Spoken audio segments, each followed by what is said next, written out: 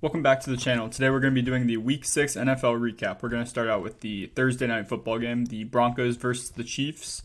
Russell Wilson had less than 100 yards in this game, while Travis Kelce had 124 yards on 9 catches, and Mahomes had over 300. He had 306 yards, 1 touchdown, and a pick. Mahomes had this really bad lob-up interception in the red zone, actually, while being dragged down. It was kind of a weird one, but Mahomes has been a little shaky to start the year, but I feel like we've seen this a couple times past, and it usually develops. They get better. This wasn't really much of a game. The whole controversy before the game was Jerry Jeudy and Steve Smith kind of going at it with a couple comments, and then Jerry Jeudy came out and had, I believe, 24 yards.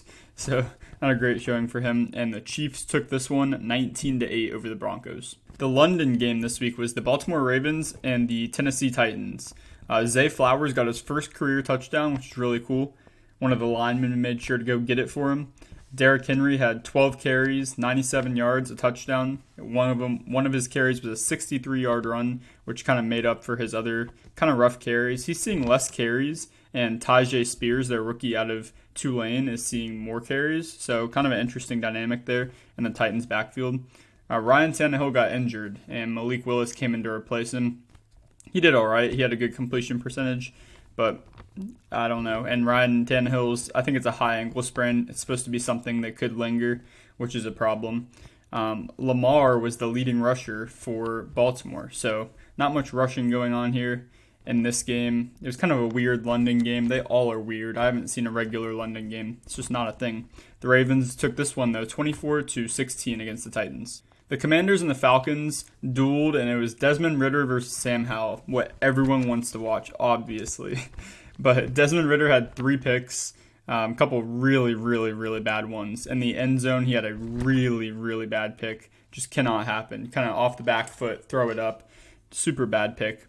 Drake London, though, had 9 catches for 125 yards. Great bounce back game for him. He's been on the up recently. They're finally getting him the ball. And another person that's finally getting the ball, Kyle Pitts. Kyle Pitts had a touchdown in this game, which is great to see that they're actually utilizing him for once. Sam Howell only completed 14 passes out of 23, only had 151 yards, but 3 touchdowns, no picks. So a great ratio of touchdown to interceptions, but not many yards, not many completions.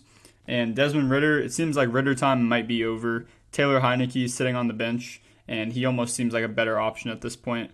Ridder time may be over. Both teams are now 3-3 after the Commanders took this one 24-16. The Vikings played in Chicago this week, and Justin Fields went down with a hand injury, which really stinks to see. He'll be out for a good bit. Jordan Addison had another touchdown. I think he's had 4 this year, so he seems to be getting a touchdown a game, basically. Danielle Hunter, who is on the trade block for Minnesota, had 2 sacks in this one, so he's currently raising his value for a potential trade. Jordan Hicks had a returned fumble for a touchdown. I believe, was that out of I think that was the Justin Fields play.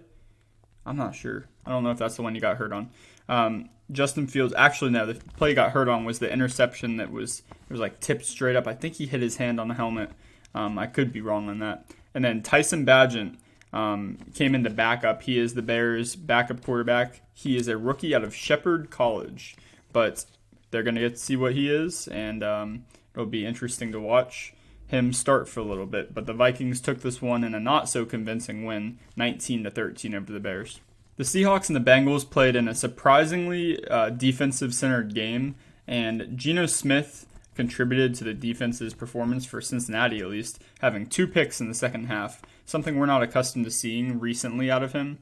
Joe Burrow only had 185 yards, but he had 2 touchdowns and 1 interception. It was a big defensive game, like I said. Tyler Lockett was the leading receiver in this whole game with 94 yards on 6 catches. Geno really just could not convert in the red zone, could not convert in big situations, made a couple really bad mistakes.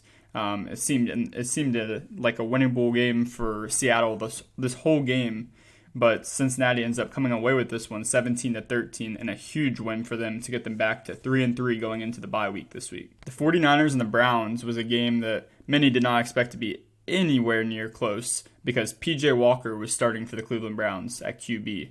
But Brock Purdy was held to 125 yards passing. And this Cleveland defense really balled out, combined with a few key injuries. for San Francisco during this game. Christian McCaffrey went down. Deebo Samuel went down. Trent Williams went down. There were a ton of players hurt during this game. Amari Cooper had a 4-catch, 108-yard performance, while Jerome Ford had 17 carries for 84 yards. Kareem Hunt ran in for a touchdown.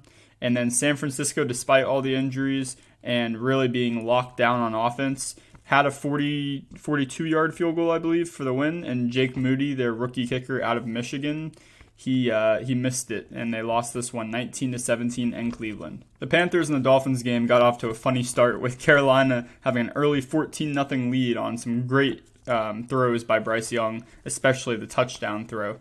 And everyone would have predicted them to be up 14-0, right? No. But it was funny. Raheem Mostert, again, 17 carries, 115 yards, and 2 touchdowns. If you got him in fantasy, man, you're having fun right now. Also, Tyreek Hill, another 163-yard performance on 6 catches, 1 touchdown. Adam Thielen also, if you got him in fantasy, he's been amazing. 11 catches, 115 yards, 1 touchdown. He's clearly Bryce Young's favorite just receiver and safety blanket, I would say. And Bryce Young played good early, and then this offense just isn't made to compete against the Dolphins' offense. Tua went 21 for 31, 262 yards and 3 touchdowns, and the Dolphins won this one by 21, and the score was 42-21 in favor of Miami. The Colts took on the Jaguars in Jacksonville. Gardner Minshew was starting for the Colts since Anthony Richardson is now out for the year due to surgery.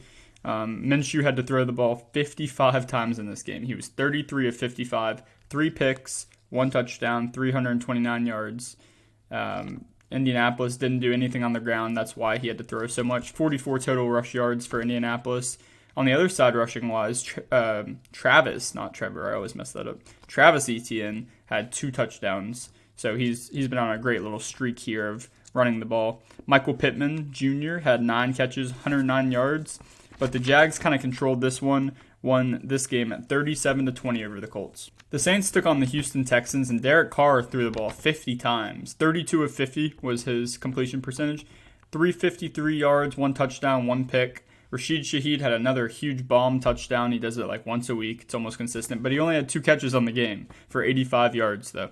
Nico Collins had 4 catches, 80 yards. Dalton Schultz had a touchdown from C.J. Stroud. Perfectly placed over the middle. Great ball. Chris Olave, 7 catches, 96 yards. He is that wide receiver 1, and he will be awesome for a long time. But Houston kind of controlled this game, and New Orleans was really a letdown in the red zone, and their play calling just doesn't look to be very good. That's Pete Carmichael, offensive coordinator. They may need to switch there. Also, just this offense, I don't know what to say about it. It has potential. It has Michael Thomas. It has Olave. It has Kamara.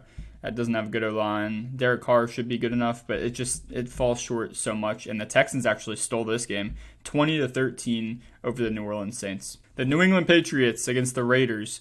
Jimmy G playing against the Patriots, always a fun one. He had a really bad back injury. Was taken to the hospital. Just horrible to hear about that. And obviously hoping that he is going to be okay. And it looks like he has become stable now. Mac Jones had a really bad pick. Jacoby Myers had a touchdown against his former team. He is now a Raider, was a Patriot last year. They let him go for the same amount of money that they acquired Juju Smith-Schuster for in free agency. Josh Jacobs, still rough. I mean, we had this whole holdout in the offseason expecting him, because he was the number 1 rusher last year, expecting him to get a new contract that would be, like a 3 or 4 year thing with lucrative money, but he only got a 1-year deal to come back, and it looks like the right decision to only give him that 1-year deal. 3.1 yards per carry, 25 carries, 77 yards. Not efficient at all. That'd be near the bottom of the league in efficiency. But Brian Hoyer came in to replace Jimmy G and was 6 of 10 for 102 yards, which is a lot per pass. And he ended up pulling off this win against New England. And New England drops to 1-5. The final score of this game was 21-17. The Raiders take this one. An NFC West rivalry. The Cardinals and the Rams played in LA on Sunday. And Kyron Williams continued 20 carries, 158 yards, and a touchdown. He has been so awesome since the departure of Cam Akers. He's really just been the guy. He's been the guy all year, actually, and he's been so good for them. He unfortunately got injured and looks to be out 1 to 2 weeks, most likely. Cooper Kupp, again, is back. 7 catches, 148 yards, and a touchdown. Josh Dobbs was the leading rusher for Arizona. I thought that was a funny stat. Matthew Stafford only 15 completed passes this whole game, but 226 yards. So really good moving it down the field in this game. That's what Cooper Kupp does to defenses. This was a really easy, controlled win for the Rams, and they look to be, I really slept on them this year. I thought they were going to be really, really bad, but they could, fight for a wild card spot. So that's really awesome for them. They won this one 26-9. The Eagles and the Jets was such a good matchup, just from all kinds of narratives, and we know how good this Jets defense is and this Philly offense and defense. But Jalen Hurts had 3 picks.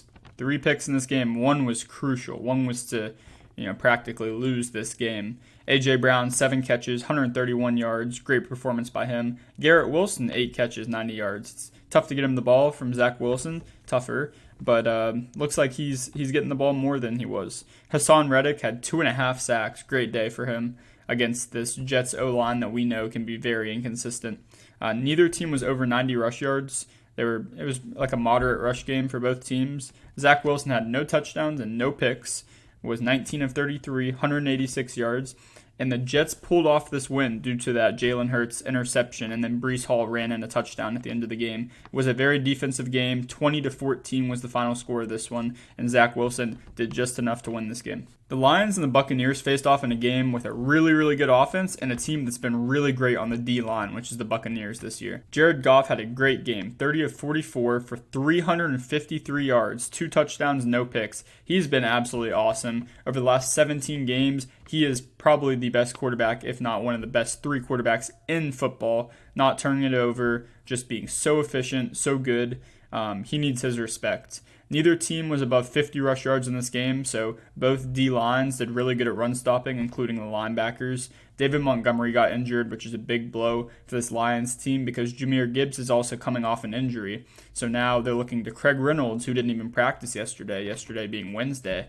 I'm not sure who they're going to run out there at running back this week, but hopefully they can get healthy soon. Amon-Ra St. Brown had 12 catches for 124 yards and a touchdown. Just a great performance for him. He is really, really good. Baker had 3 big missed throws downfield. He ended up with 1 pick, no touchdowns, but there were 3 that were like a hand away that he just missed, and that's always been a knock of his, is he's just a little bit inconsistent, and that showed up in this game. This game, surprisingly, was only 20-6. Detroit won this one. Tampa Bay really had opportunities to be in this game, though, but Detroit takes it to move to 5-1. The Sunday night game was not what we expected. It was the Giants versus the Bills. The Giants rolled out Tyrod Taylor. He started this game. He ended up being 24 of 36 for 200 yards. If you would have told me that, I'd say, okay, they got beat by 30. But no. Other than the Giants having a blunder before halftime where they were on the 3-yard line and they didn't kick it, and they ran a play and didn't get the next play off, so they left points on the table when they were up 6-0 going into halftime. Crazy weird half. Josh Allen only had 169 yards, 2 touchdowns, 1 interception.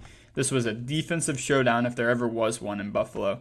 There was a no call on the last play. It was such a hold on Darren Waller, and this game could have easily been a Giants win. Buffalo escaped this one. There was bad play calling on both sides. It was just, you can't really hate on the Giants too much having Tyrod Taylor backing up, even though he's not as bad as people say he is. The Giants fall to 1-5 now. They lost this game 14-9 against Buffalo. Competed way more than people thought, though. And Buffalo, we see them as contenders, and then they do something bad. They're so inconsistent, it's tough to tell with them. But the Bills improved to 4-2. The Monday night game was the Cowboys versus the Chargers in LA, and Dak had a really good game. He went 21 of 30, 272 yards and a touchdown. Really protected the football, did really well this game. Tony Pollard, on the other hand, 2 yards a carry, just really bad. And on the other side of the ball, Austin Eckler had 1.9 yards a carry. So just could get nothing going on the ground here in this game for either team. Both really good running backs. CeeDee Lamb had 7 catches for 117 yards.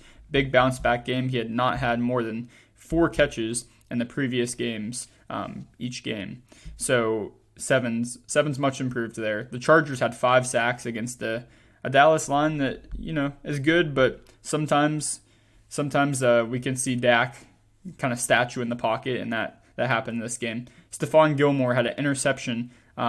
He kind of like pushed Quentin Johnston. I think it was honestly like a pass interference, but Quentin Johnston kind of just didn't stick, and Stephon Gilmore shoved him out of the way, got the pick, and that sealed this football game when Justin Herbert was on his game-winning drive that he was trying to come back from. Talking about Justin Herbert, he had a really rough game. Very uncharacteristic misses, just big windows to throw into that he just missed. Keenan Allen a couple times was just really open, and he really had some bad misses. We don't see this a lot from Justin Herbert, but it happened. Quarterbacks have bad games, still a great quarterback, and the Cowboys snuck out with this one, 20-17 against the Chargers. Thank you so much for watching my Week 6 recap. I will see you guys in Week 7.